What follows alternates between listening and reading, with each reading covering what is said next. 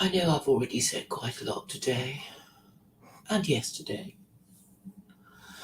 but as these thoughts occur to me, I feel I should share them. In fact, I've already said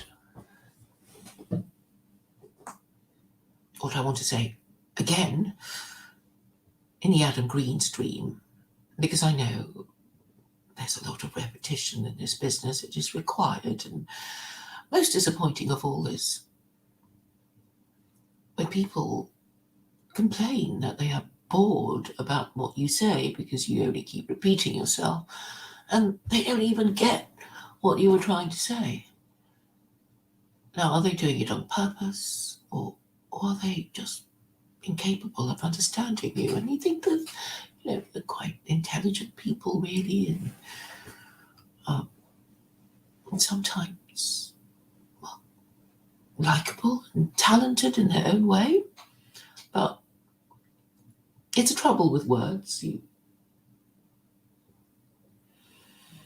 They are weapons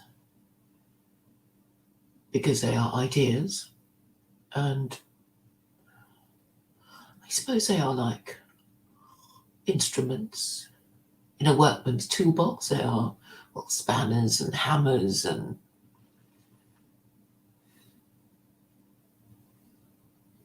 drills and all kinds of things, and you have to use them for the right purpose, or it won't work. I mean, it would be, well, a waste of time trying to hammer a nail in with a screwdriver, say. So you have to choose them carefully to get the work done as quickly as possible with the minimum of injury to yourself and your tools. Is this an accurate analogy? I understand, but not everyone has the same interest and experience and reading and education as me, and even people who supposedly have the same sort of education don't really see eye to eye with me on so many things. It is, I suppose, a matter of their perspective. They just look at things in a different way. I mean, I do know people who are supposedly interested in nationalism, who are legally trained, who are capable of reading the Quran, are capable of understanding what I'm trying to say, but perhaps they choose not to. And that's why I repeat myself.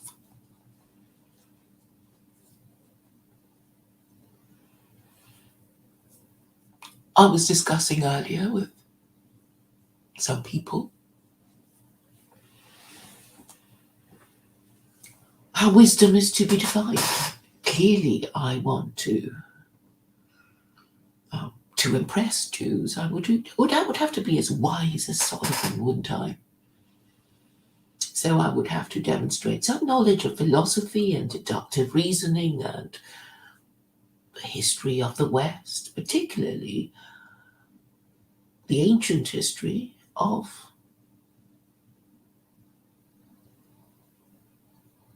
the Greek and Roman empires.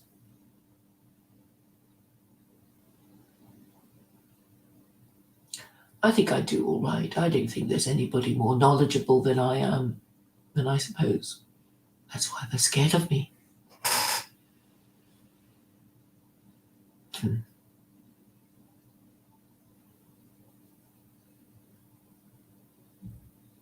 But even if they were scared of me, not they could.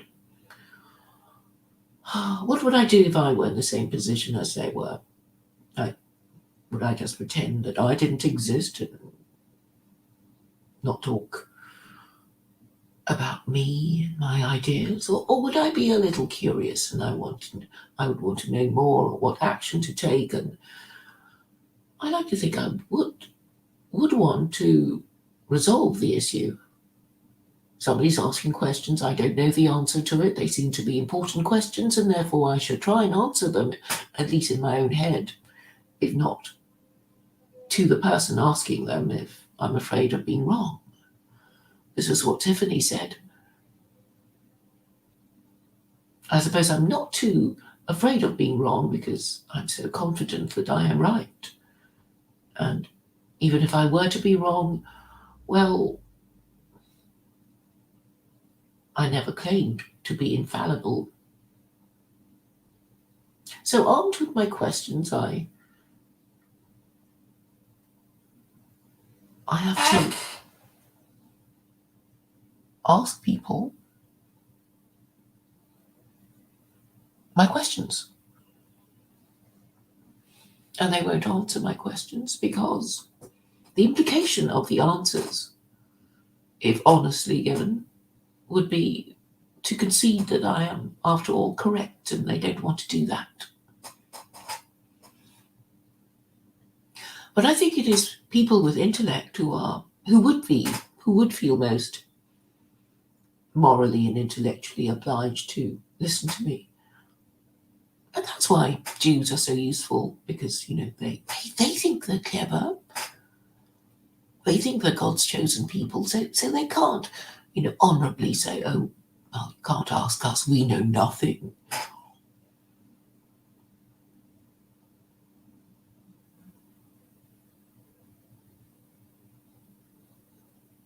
And noticing what Adam Green has been saying recently about Jews, I think they could potentially be in a lot of trouble. After all, anti-Semites are always accusing them of all kinds of things. And some of the accusations are so absurd that they don't merit a response. But there are some that are inescapable. They are my questions, actually. They are my questions that I want rabbis to answer, and they don't want to answer them because it makes them look bad.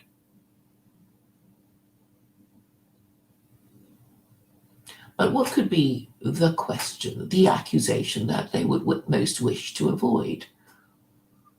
It would be when post-Christians in the West blame Jews for Christianity.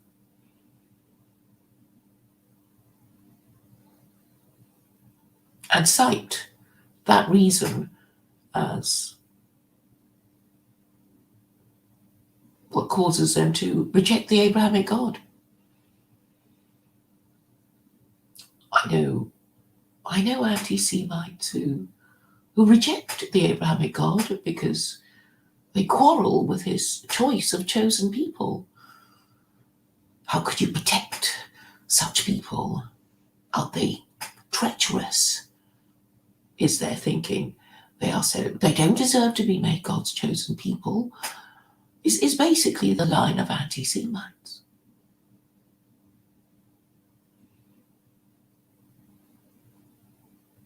And so, in the Middle Ages, Jews were blamed for the blood libel, apparently their practice of drinking the blood of Christian children. And I suppose they choose it with the anti-Semites seem to choose their accusations with the intention of being most ridiculous. So, if the irony of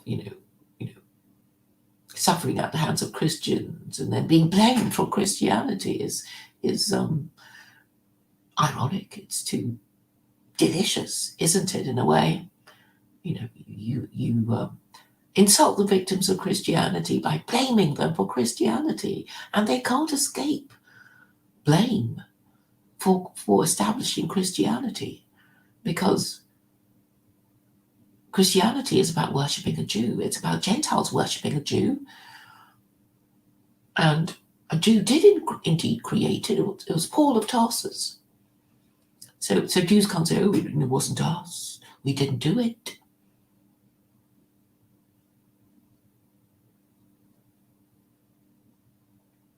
And the interesting thing about Christianity is that those who subscribe to it hate themselves. And some of them hate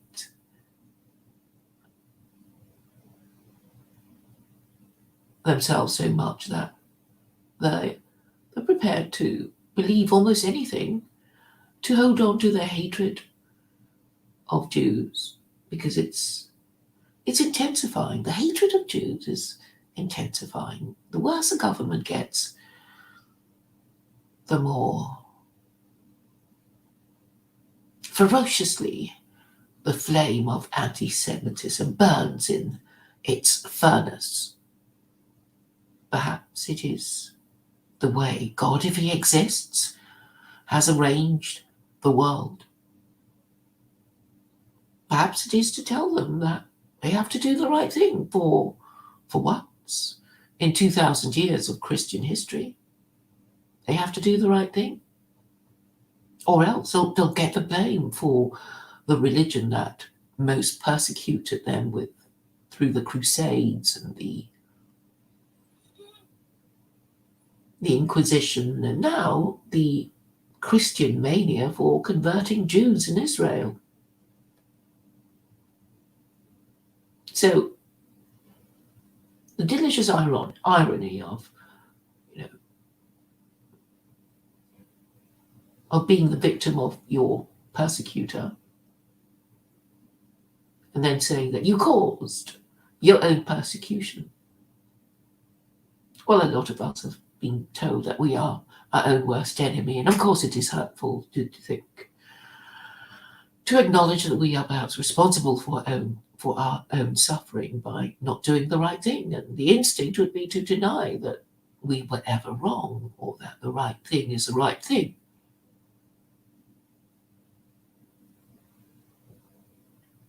But the difficulty I see in my operations is that antisemites hate Jews so much that they reject the Abrahamic God because they quarrel with his choice of chosen people.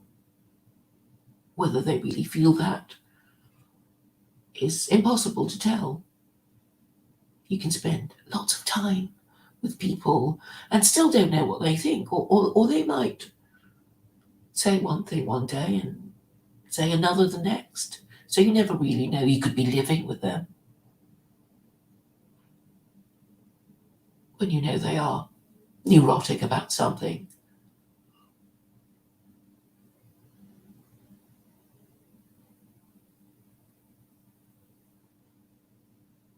And it is true that you can lead a horse to water, but not be able to make it drink because it chooses to defy you, to show that it's got a mind of its own. It's not going to do what you say just because you've been begging it to do that for months and months and maybe years. It is this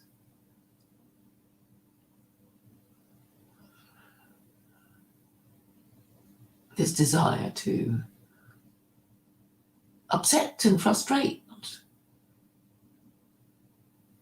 Or is it fear? I don't know. But anyway, for Jews, the worst form anti-Semitism could take would be to be blamed for Christianity itself. And we already know how much the non-Muslim Western Gentile hates himself. He hates himself. He hates the women of his own race. He hates his associates. He is deeply shamed by everything that he perceives to be Western, even as he claims that it is the best civilization ever. Most of them are neurotic. They can barely string together a sentence that makes sense. And even if they did, they will change their mind the next time they post another sentence. It is like talking to the inmates of an open asylum.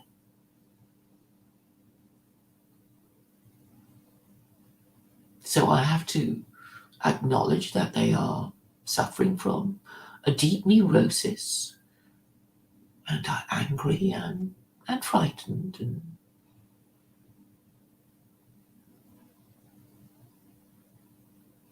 and they're not very bright because of the widespread illegitimacy that they have been tolerating for half a century now. So there are many taboo subjects that cannot be discussed.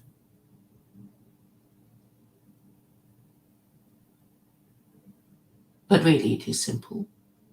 That if you don't have a moral system that most of you can agree to, and I'm just talking about, intellectuals. There are not that many of them when you think about it, really, public intellectuals, people you've heard of who would be known for discussing these things. They won't be able to agree on what liberal principles are or what Christian principles are. And the fact that they won't talk to me is actually exposes their vulnerability and their ignorance and their fear. I'm only one person. My questions are clear. People don't want to answer them. Perhaps it's unfair for me to expect people who are not trained in philosophy, who don't really like reading that much, who maybe don't really remember books they read at university because they didn't like it. I can't discuss Leibniz with them. I can't discuss Voltaire with them. I can't.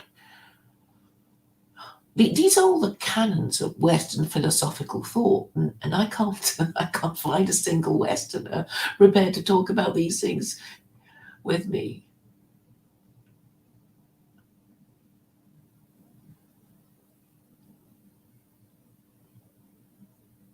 So I don't know if you've forgotten about it, you never knew about it, you could never be made to understand these ideas that are the basis of Western liberalism.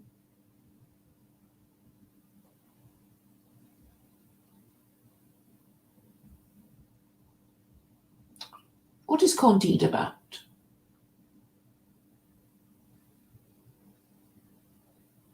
It's got a long, convoluted plot. I don't claim to have read the story myself. I haven't read the book. It's quite long. It goes on and on and on. But the most important things. Okay, just two things from Voltaire's Candide is this idea of cultivating your own garden. Gardeners should take note. It's English people who like gardening.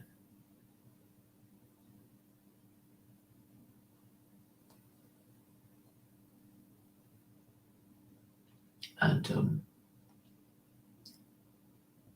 the story is about Dr. Pangloss, who's a tutor of Candide, who has all these adventures, and Pangloss is the one who says we live in the best of all possible worlds because we have to assume that if God created the universe, and this is the only one, this must be the best of all possible worlds because he is supposed to love us and do his best, and he is meant to be omnipotent. So that's basically his reasoning, and he was mocked as being the eternal optimist. Because that was also what Leibniz said. Leibniz, the scientist, the mathematician, and also the philosopher. But Leibniz was working under the assumption that God exists. the Abrahamic God, no less. And so if this is the only world that we know, we are to draw lessons from it and make sense of it using our reason, aren't we? And therefore we must do the right thing. What is the right thing to do? Well, if the Abrahamic God exists, he has given us instructions on how to live and how to treat each other and how to think of him.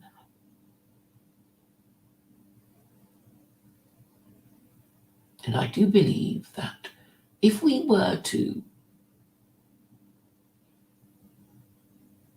make a point of submitting to truth, logic, and morality, we will be better off than if we didn't. Now, I go on the way I do because I am convinced that if you saw things through my eyes, if you acknowledge the same facts that I do, and pride yourself on your logic, and want to be known as a moral person, then you would have to agree with me. But it seems some people disagree. Or they pretend not to understand what I say, or they genuinely can't understand what I am saying. I'm not sure.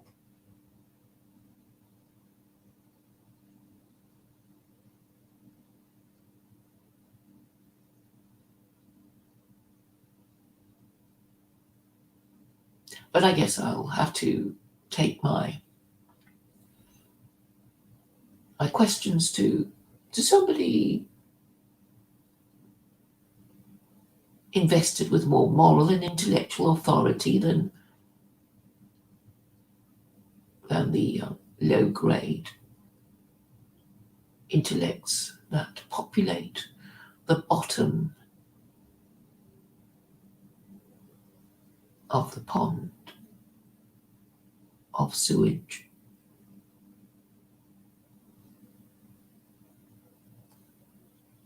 The intellectual dishonesty must be normal. It must be normal for people to behave like that, in those circles. After all, at the top, people behave like that too. So I shouldn't be too surprised that,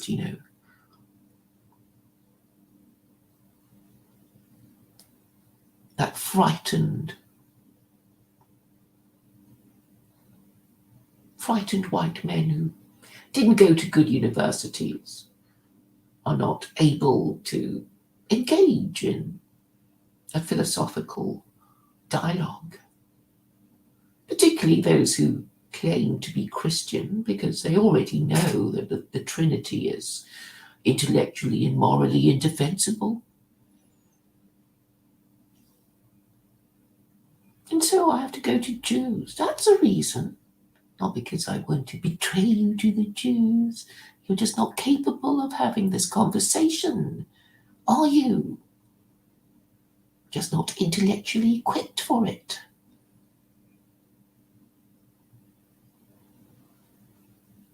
And I do need to go through the Jews.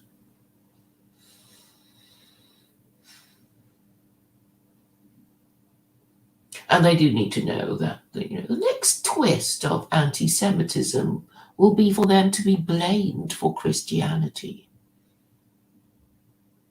And they won't be able to say, oh, it wasn't us, because it was Paul of Tarsus, who was a Jew who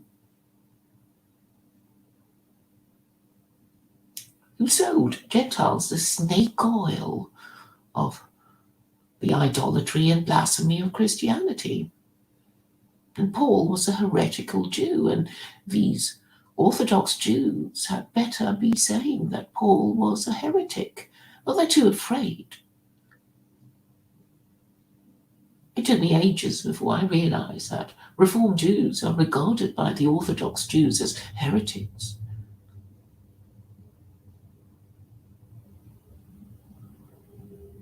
So there's a lot of stuff people don't know about Jews, especially the ones who blame them for all kinds of things.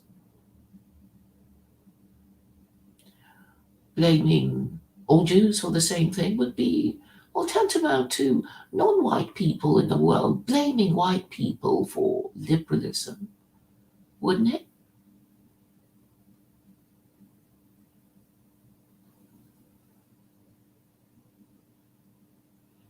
And you'd say, oh, but what about the conservatives? What about the nationalists? And they might say, well, we don't care. It's like most of you are liberal. You let it happen under your watch. You're obviously not up to challenging liberalism. Not able, not able to propose an alternative political system to liberalism because you'd rather look the other way and pretend Christianity is fine and liberalism is fine and nothing needs to be done except to keep voting, carry on voting. And then when all else fails, you can blame the Jews. You can blame the Jews for liberalism because a lot of liberal Jews around who've assimilated. And then you can blame Christianity because it's about worshipping a Jew, introduced by Jews. So what is a Jew to do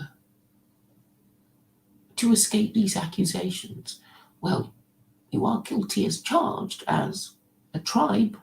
You can only escape these accusations by saying that you're not one of them. I wasn't there. Or I don't agree. You disassociate yourself from these Jews who don't give a damn about the idolatry and blasphemy of Christianity.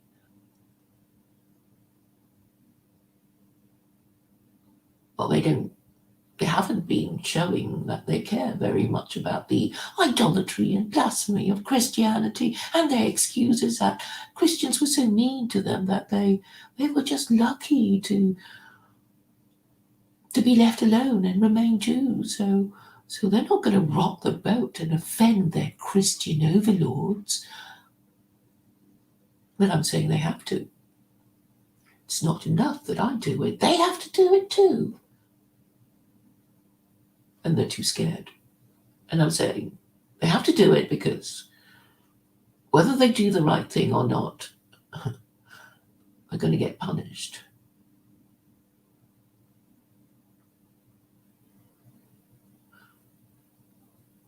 Well, you can say it's either by God, who created antisemitism as a form of evil to punish Jews, or they will be punished by the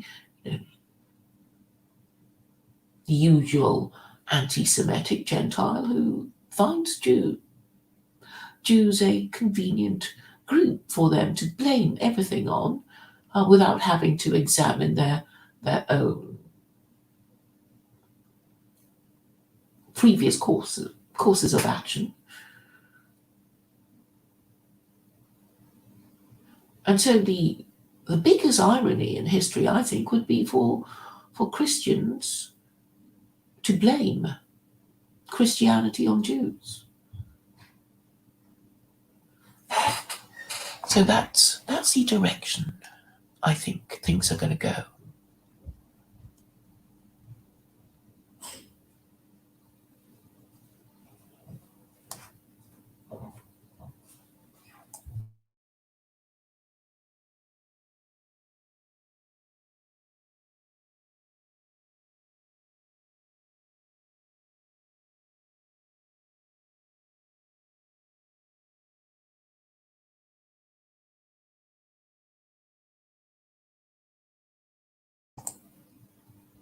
Thank you, Walker's Wisdom, for offering me Katie's phone number. I don't think she wants to talk to me.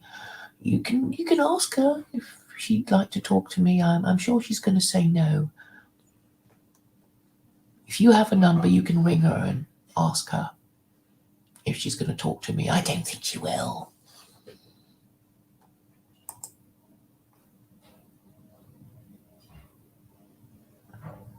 Why, Mama asked, what direction is secular Quranism going to take next? I do my rounds, with the Jews and Muslims and the nationalists. That's what I do.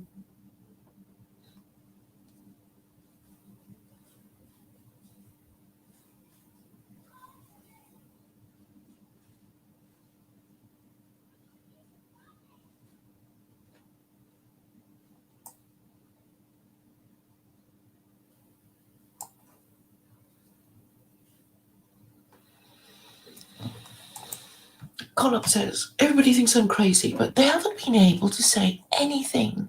They can't put their finger on anything that I've said that is untrue, illogical, or immoral. You can't. All you can do is repeat that people think I'm crazy.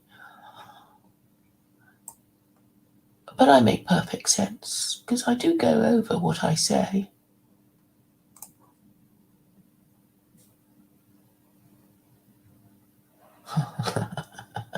Connell says I can't handle Jay.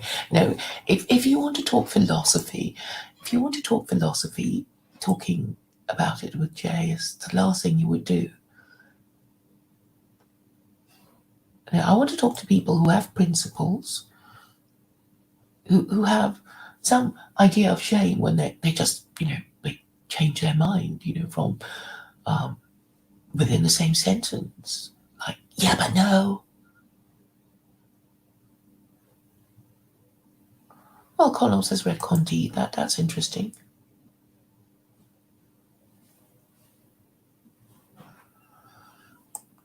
Okay. You want to come on and to talk to me about Candide? Is that what you want to do, Connells? Christine Ramsey has read Candide. Yay!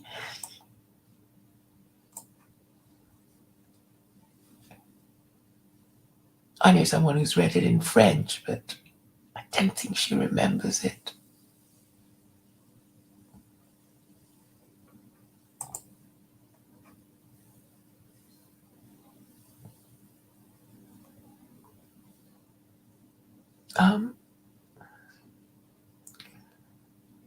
John Williams says, Voltaire was responding to Moses Mendelssohn's success in encouraging nihilism in the aristocracy.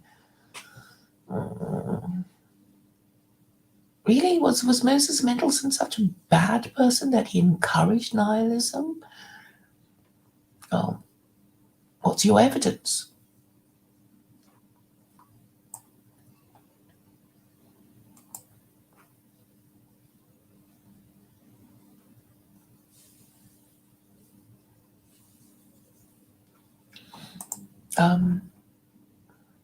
I've got Heart of Darkness, but I haven't read it.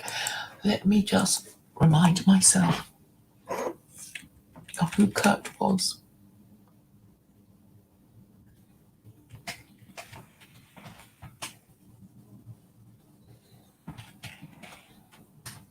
Something to do with slavery and going up and down a river in the Congo, was it?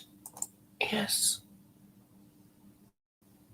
Kurtz was reputed to be a man of great talent. Oh, thank you.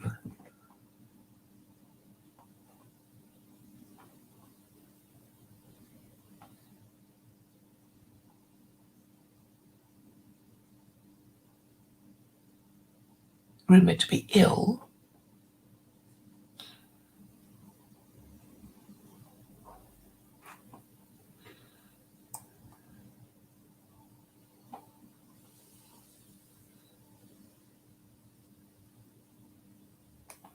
Kurtz has enlarged his mind and cannot be subject to the same moral judgments as normal people. Says a Russian trader of him.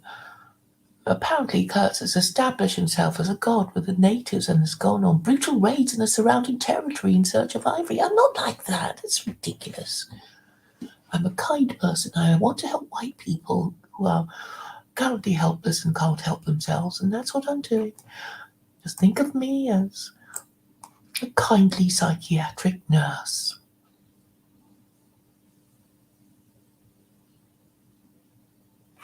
So I'm apparently this character that has convinced the natives that I am their god.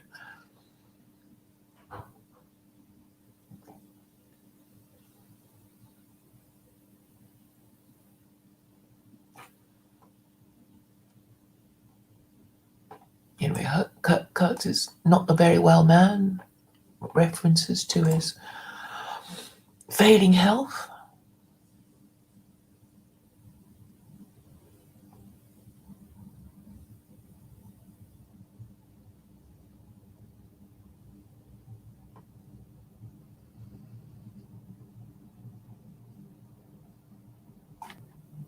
Anyway, Kurtz dies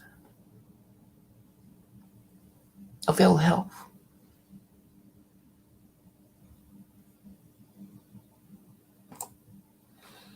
Well, it's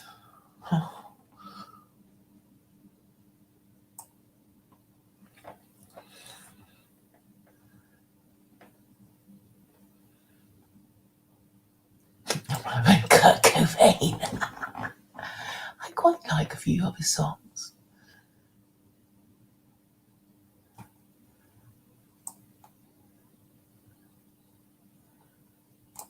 Well, I do like the Just William books, and I do like Mein Kampf. I do mind. I like the Quran too, and I also like the Torah and the Tanakh. I did read. If you see my copy of Mein Kampf, you will see a lot of writing in the margins. I found Mein Kampf a real page turner. I know it quite well, you know.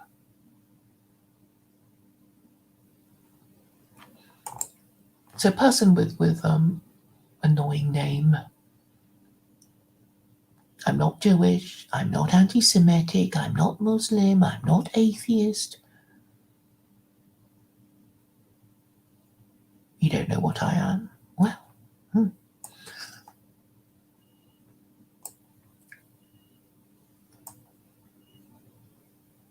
Okay. I better go through Candide with you lot, right?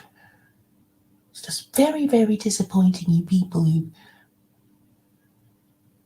who claim who are supposed to have read it at university and even in French.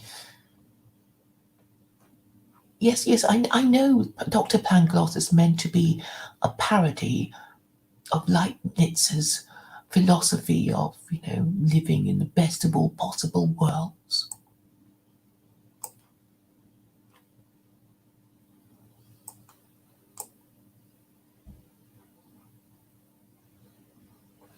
Okay, off we go to Spark Notes on Candide.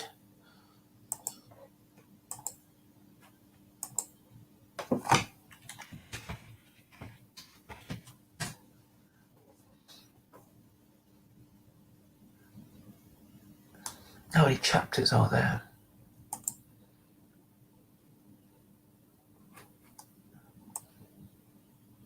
26 chapters. I'm only interested in this cultivate our own garden thing because that was really the suggestion. Like, well, the world is so scary, and better mind our own business. So that was his way of maintaining safety. His Voltaire's books were banned. He was accused of being an atheist, and that was a terrible thing in those days. And so he said, everybody cultivate your own garden. And it's just like, yeah, people want to do that anyway. They don't want to participate in politics and get cancelled, particularly in the days of, leading up to the French Revolution, when to be cancelled meant losing one's head. And of course, the the people in charge, the government, would be approving of Voltaire saying to, all the Frenchies to cultivate their own garden.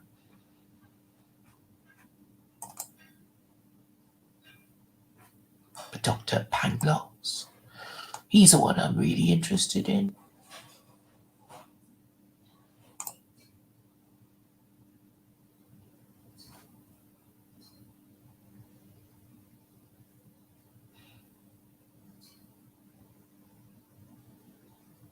So they were saying, shall I just read it to you?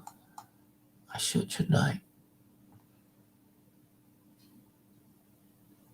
No, it's got too many names. No. Anyway, Dr. Pangloss and Candide and a few other people go on their adventures and they see the world in a terrible state. But Dr. Pangloss is always saying, we live in the best of all possible worlds, isn't it wonderful? And he was basically a character created to mock Leibniz. And actually, I should just go straight to Leibniz, right? See whether he deserves to be mocked. Well, I know he doesn't.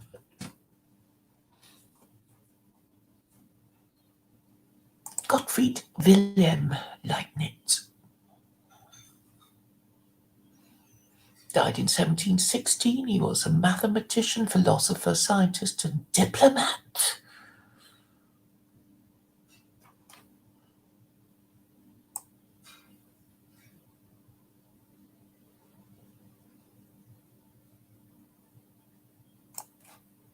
He's a lawyer and a moralist.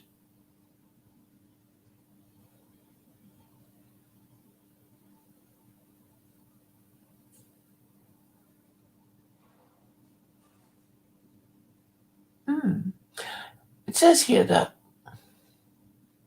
Leibniz called for a European confederation governed by a council or senate whose members would represent entire nations and would be free to vote their consciences. This is sometimes considered an anticipation of the European Union. He believed that Europe would adopt a uniform religion. He reiterated those proposals in 1715. Yeah, he didn't mean Christianity, did he? He didn't mean that.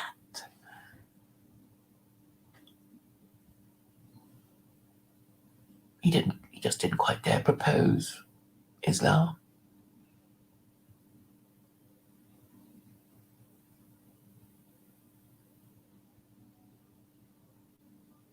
Oh, he tried to learn Chinese. He was a Sinophile. How nice. I wish more people were Sinophiles. Yeah, he did a study of all kinds of things. Confucius and Chinese characters and I Ching and he noted that the I Ching hexagrams correspond to the binary numbers from lots of zeros to lots of ones, and concluded that this mapping was evidence of major Chinese accomplishments in the sort of philosophical mathematics he admired. Oh well.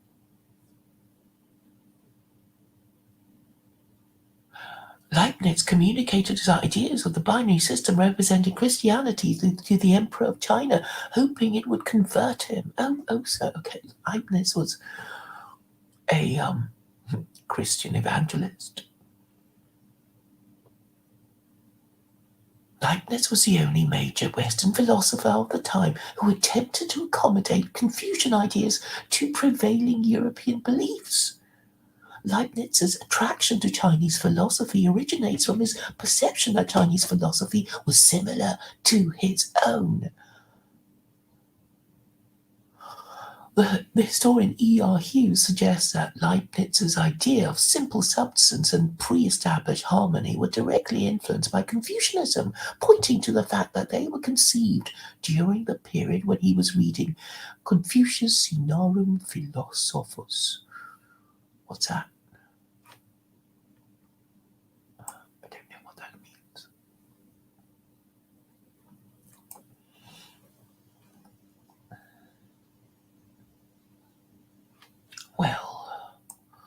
That is interesting. I had no idea.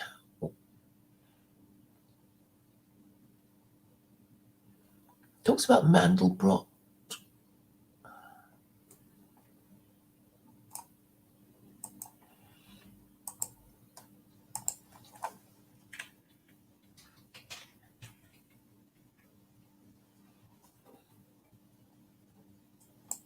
So this book, um, it was a book by a Jesuit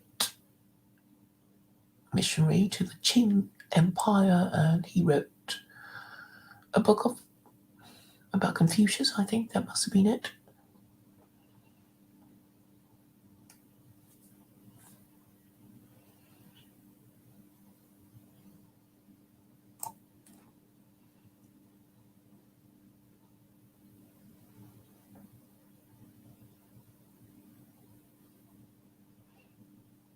Well,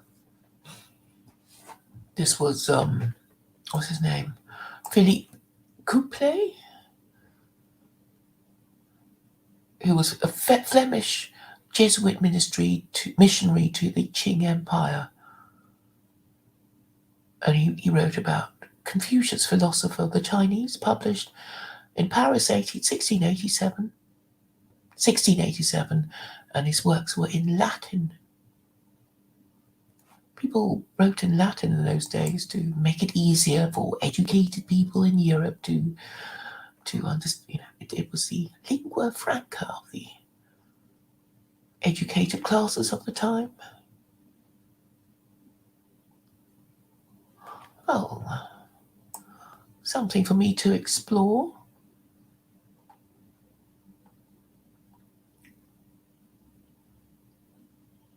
So why was Voltaire laughing at Leibniz?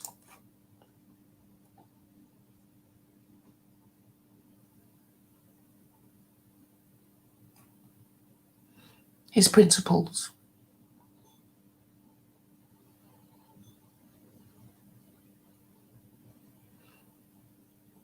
Leibniz variously invoked one or another of 7 fundamental philosophical principles: identity and contradiction. If a proposition is true, then its negation is false, and vice versa.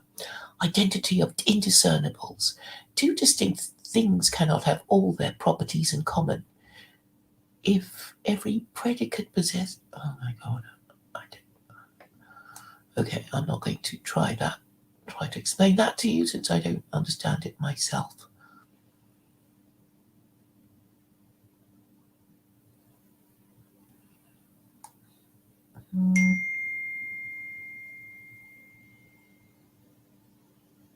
Sufficient reason. There must be a sufficient reason for anything to exist, for any event to occur, for any truth to obtain.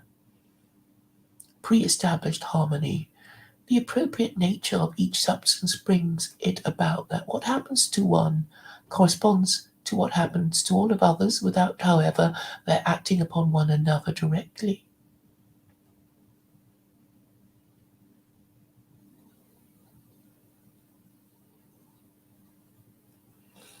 He definitely believed in God, but maybe he didn't quite deal with the idolatry and blasphemy of Christianity. So yeah, it would be great if Leibniz could be resurrected and asked about whether the Trinity is idolatry and blasphemy.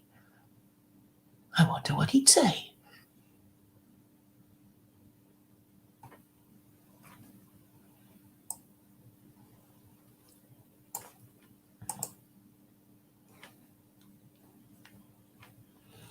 I see Ralph has joined us.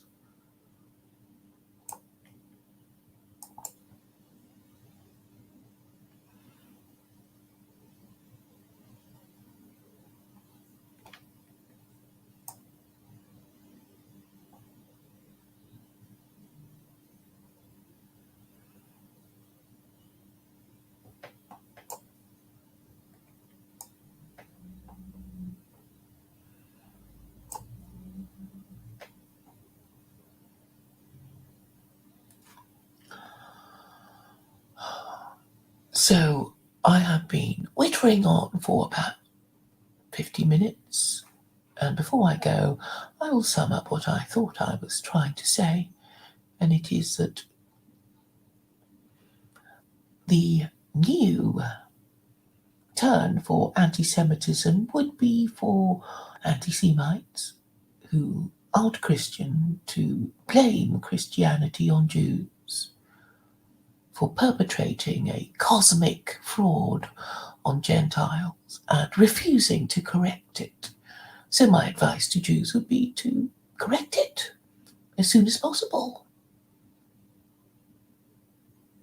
And that's all I have to say.